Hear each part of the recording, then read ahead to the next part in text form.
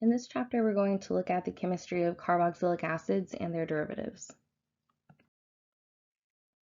First, we're going to review what carboxylic acid derivatives are. So our first one is the acyl chloride, also called an acid chloride.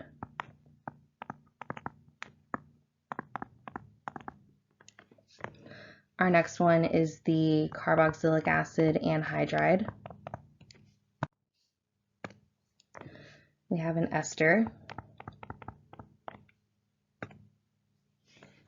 the nitrile,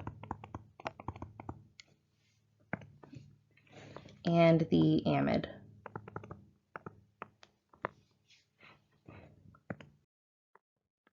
We're going to review the nomenclature of each of these compounds, but it's really important that you go and review this on your own. I'm just going to give you a couple examples and remind you of a couple basic rules. But you have learned all this material before back in chapter 4, and so you need to go and review it. When naming a carboxylic acid, the suffix is oic acid, and the prefix and the bulk of the name comes from the number of carbons.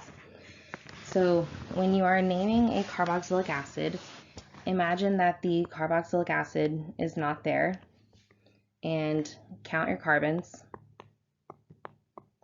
Name all of the rest of the compound pretty much, and then add oic acid.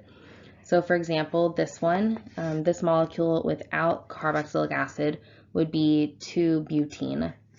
With the carboxylic acid, it is 2-butenoic acid.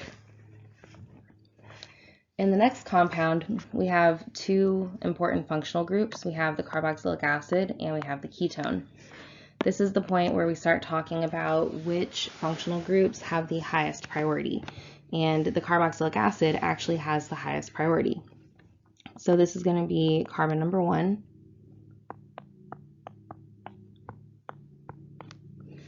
And then we also have to recall the substituent name for an aldehyde or a ketone, and that is oxo. So go ahead and think about what the name of this compound would be. Hopefully what you came up with is 5-methyl, 3-oxo, hexanoic acid. Also, please note there is a space between oic and acid, but no other spaces in this name. And once you've named something, make sure that you go back and double check that everything is covered. So we have our substituent, which is 5-methyl. We have our other substituent, 3-oxo, and they're in this order because M comes before O in the alphabet. Hex indicates 6 total carbons, which checks out. And then we have oic acid, which is automatically carbon number 1. Now for a cyclic structure, there's a little bit of extra nomenclature here.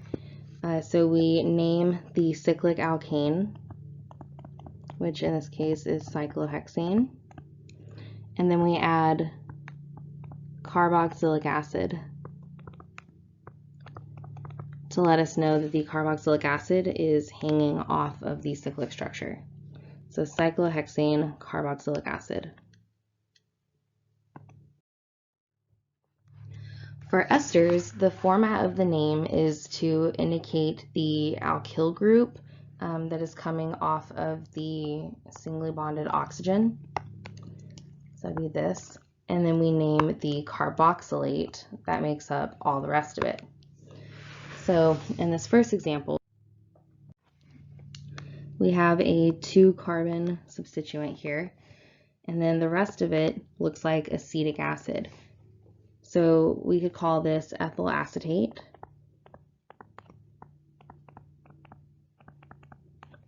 And while acetic acid is the common name for that compound, we can still use acetate in the IUPAC name. If you want to make sure that you're 100% IUPAC when you're answering a question, ethyl ethanoate would work as well, because the carboxylate here could be called ethanoate just as easily as acetate. In the next one, we have a tert-butyl group, and then the rest of it is propanoate. So we can call this tert-butyl propanoate.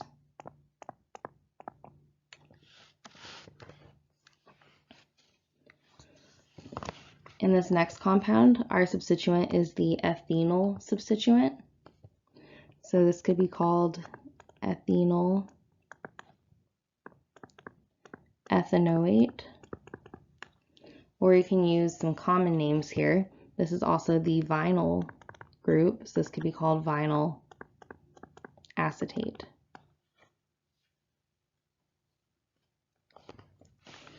Now in our next one, it looks a little more complicated. So imagining that the ester alkyl group is not there might be really helpful.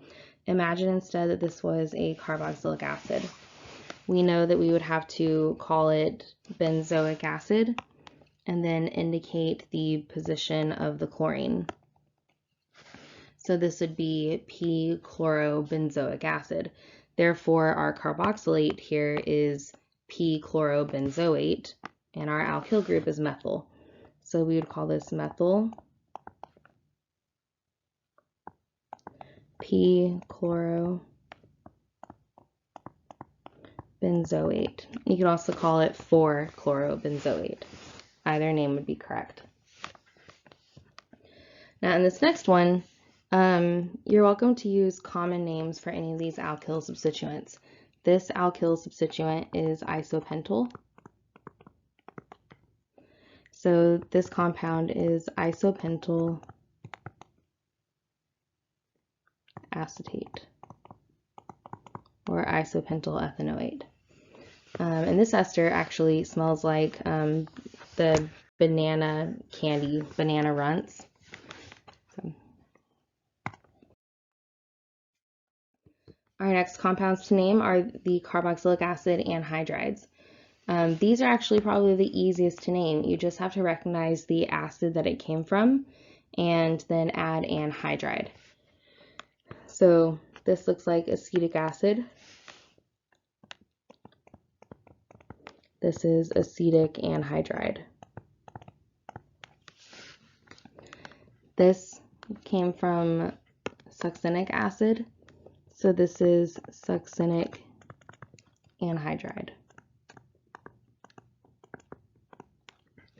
Now, these are not compounds that I'm going to ask you to name regularly, but if I say acetic anhydride is reacted with whatever, you need to be able to draw out acetic anhydride or succinic anhydride. So these are structures that you want to memorize.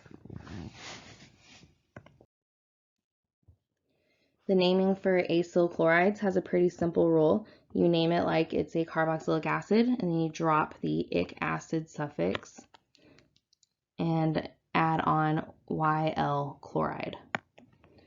So the important thing to note here is that this depends on whether you're using common or IUPAC names.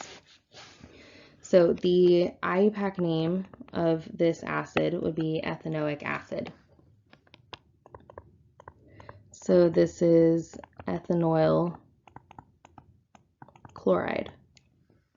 So notice the O from oic acid is still there. If we were going to name this acetic acid, you drop the ic acid. So this is acetyl chloride. Notice this is not acetyl chloride because there is no O in acetic acid. So acetyl chloride. In our next one, we have propanoyl chloride because it comes from propanoic acid.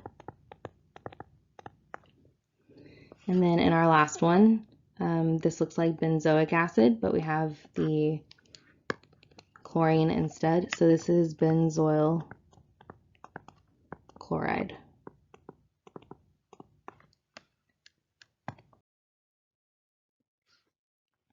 To name amides, it's a very similar naming situation. You drop ic acid and add amide. And the only other rule that you need to know is that when the substituents are on the nitrogen, you use the letter N as the locant. So remember, locant is something like saying, 3-methyl. It's giving the address of where a substituent is. And since the nitrogen atom is not given a number, we use N as the locant. So this compound here comes from ethanoic acid. So this would be ethanamide. So we're going to drop oic acid when there's an O as well. If you're naming it based on acetic acid, this would be acetamide. Our next compound is based on acetamide or ethanamide, however you want to name it. But we have 2 substituents on the nitrogen. So we have to account for that in our name as well. So this compound would be NN-dimethyl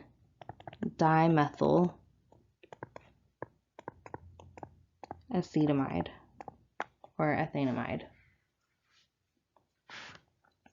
Our next compound has an ethyl substituent on the nitrogen. So this would be N-ethyl acetamide.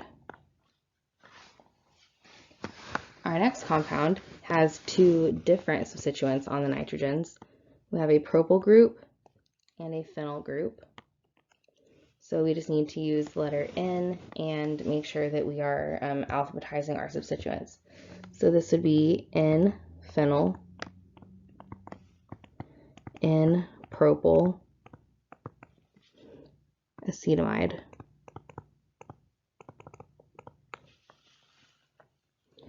And then our next compound comes from benzoic acid. So this would be benzamide. Now the last thing I want to talk about here is that the boiling point and melting point of these compounds depends on whether or not the nitrogen is substituted. Of course, there's also an effect on molecular weight and carbon chains, but for the most part, the boiling point and melting point and other properties are going to depend on whether or not the nitrogen is able to hydrogen bond. So the hydrogen bond is the really important thing here. So for example, as a starting point, we have acetamide or ethanamide. The melting point is 82 degrees Celsius, and our boiling point is 221 degrees Celsius. Now, if we substitute both of those hydrogens on ethanamide with methyl groups, we are now no longer able to hydrogen bond. So our melting point drops to -20 degrees Celsius. And our boiling point drops to 166 degrees Celsius. For N-ethyl acetamide, we only have 1 substitution, and there's no melting point data provided, but we do have the boiling point. And the boiling point is 205 degrees Celsius. So notice that this boiling point is somewhere in between the higher boiling point of ethanamide, but it's not as low as in N-dimethyl acetamide because it does still have the capability of doing 1 hydrogen bond. Now, what if we substitute it further with larger substituents? The melting point for N-phenyl N-propyl acetamide is 49 degrees Celsius. So it's lower than ethanamide, but higher than N-dimethyl acetamide because we have many more carbons to worry about. So that's going to increase our melting point and increase our boiling point. And then for our last one, benzamide, which can be directly compared to ethanamide because it has 2 hydrogens on the nitrogen, but is much larger molecular weight-wise. The melting point is 130 degrees Celsius.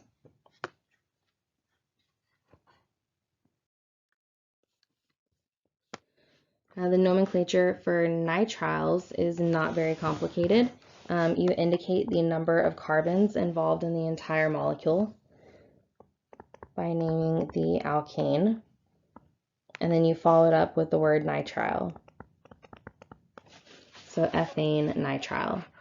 There are also some common names that you should definitely know. Just like the prefix for 2-carbon carboxylic acid is acetic or aceto, this can be called acetonitrile.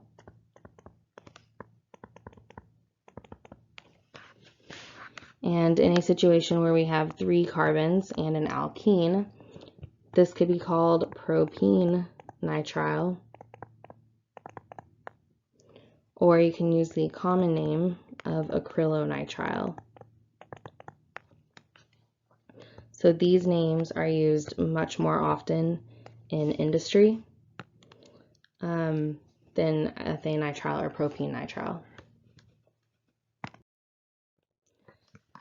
Other things that you need to spend some time reviewing is spectroscopy of carboxylic acid derivatives. So remind yourself what it looks like to take an IR of a carboxylic acid versus an IR of an ester. Look at the proton and carbon NMRs as well. And then you also need to review the preparation of carboxylic acids. We learned many ways to make carboxylic acids. Now there is one new method for preparation of a carboxylic acid that I want to discuss, which involves the formation of a Grignard and then reacting with carbon dioxide. So after step 1 of this reaction, we would have created a Grignard reagent, which is a very good nucleophile. So if we introduce carbon dioxide, it makes sense that the Grignard would be able to attack the carbon and push electrons up onto the oxygen. That's the same type of thing that would happen if you introduced an aldehyde or a ketone. So after step 2, what we have is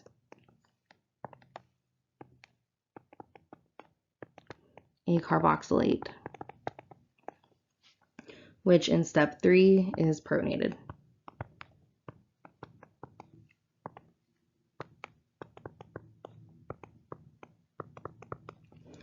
So that's one more synthesis of a carboxylic acid.